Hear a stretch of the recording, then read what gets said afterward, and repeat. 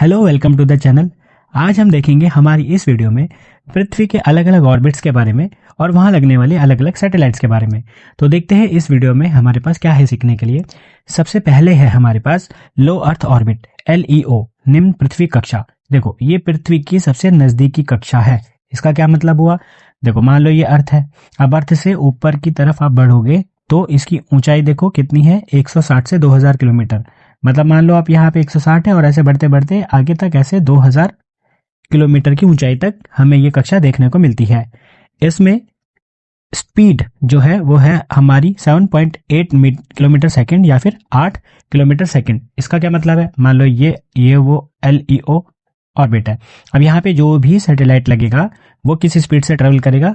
8 kilometre पर second के हिसाब से। आवर्तकाल देखें तो हम इसका ऑर्बिटल पीरियड वो कितना है, 90 से 120 मिनट।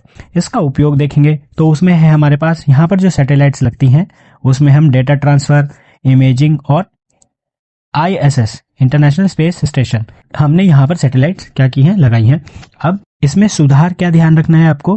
पहले ये फोन और वॉइस के लिए यूज किया जाता था, लेकिन अब इसे जो आजकल मोबाइल फोन के लिए हम LEO का उपयोग कम और इमेजिंग और इंटरनेट जैसे कि स्टारलिंक जैसे सैटेलाइट्स को यहाँ पर स्टैब्लिश करते हैं।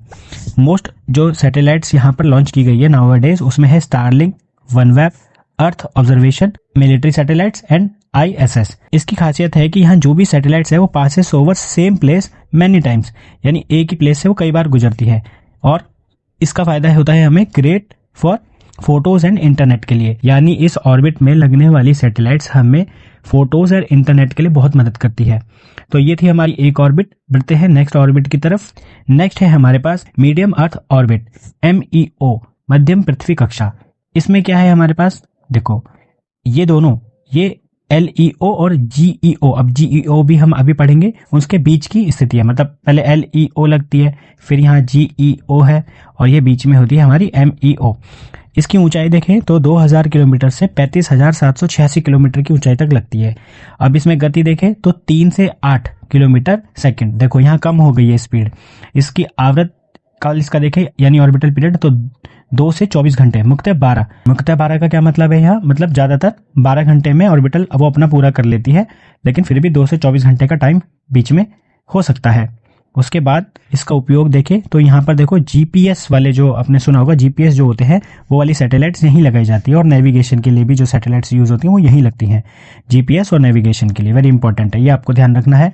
आगे बढ़ते हैं तो अब है हमारे पास जियो स्टेशनरी ऑर्बिट GEO, भू स्थिर कक्षा।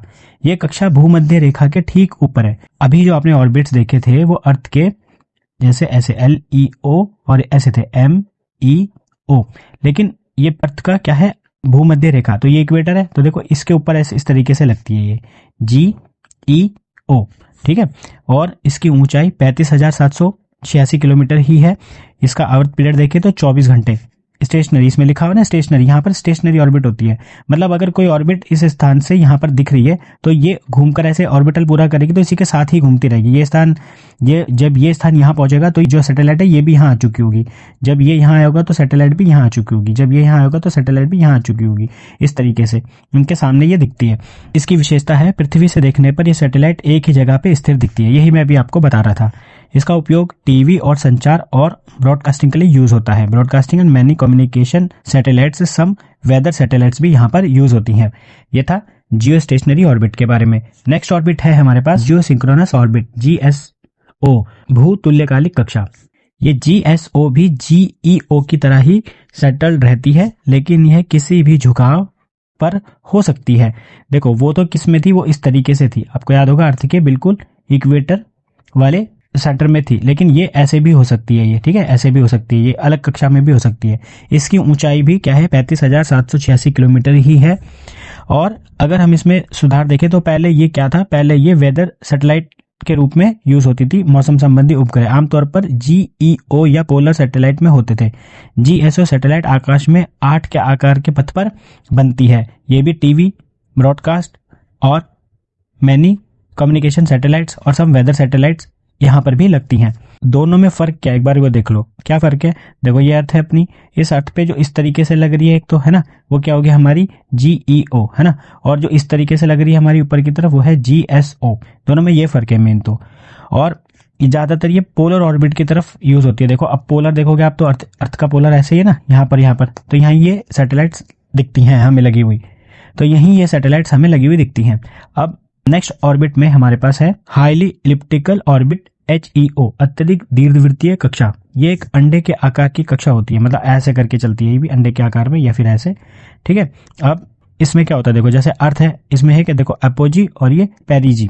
अब इसमें क्या, देखो ये अर्थ हो गई हमारी, अब इसमें ये थोड़ा ऐसे ऐसे चल रही होती है, ठीक है, या फिर ये इस तरफ से भी बन सकती है, ऐसे भी बन सकती है। ये जो एपोजी है इसका मतलब क्या होता है, पृथ्वी से अधिकतम दूरी लगभग 40,000 किलोमीटर, और पेरिजी क्या है, पृथ्वी से न्यूनतम दूरी यानी 1000 किलोमीटर। देखो जैसे कि ये अर्थ है हमारी, अब ये ऐसे इस तरीके से लगी हुई है, तो ये नजदीक हो गया इसके सबसे, और ये सबसे दूर हो गया, ठीक है। ये सैटेलाइट्स ऐसे, यहाँ पे सैटेलाइट ऐसे मूव करती हैं। अब ये तो है हमारे दूरस्थ वाले में 40,000, ठीक है, और ये है हमारा 1000, तो ये एपोजी और पेरिजी पे याद रखना, पेरिजी का मतलब पास और जो एपोजी है उसका मतलब दूर होना। इसमें करेक्शन देखें तो इसकी स्पीड, इसकी गति बदलती रहती है, पेरिजी पर और देखो तेज दिखती है और एपोजी पर धीरे दिखती है, यानी 30 किलोमीटर सेकंड बहुत अधिक है, पर आमतौर पर ये 1.5 से 10 किलोमीटर पर सेकंड के बीच रहती है। अगर हम देखें तो ये क्या कवर करती है, देखो spends most of the time ये नॉर्दर्न कंट्रीज के ऊपर ही रोटेट होती दिखती है, ये जैसे कि रशिया, कनाडा और Scandinavia. Good for communication there, वहां पर कम्युनिकेशन ठीक बना रहे उसके लिए ये वहां नॉर्दर्न कंट्रीज पर लगाई जाती है। इसके पीरियड की बात करें तो ये 12 घंटे, यूजुअली 12 घंटे और 24 घंटे के बीच में इसका टाइम पीरियड रहता है। तो ये थी कुछ इंपॉर्टेंट सैटेलाइट्स। आई होप आपको कुछ सीखने को मिला होगा और इंटरेस्टिंग भी लगा होगा। मिलते हैं नेक्स्ट वीडियो में। Thank you, thanks for the lecture.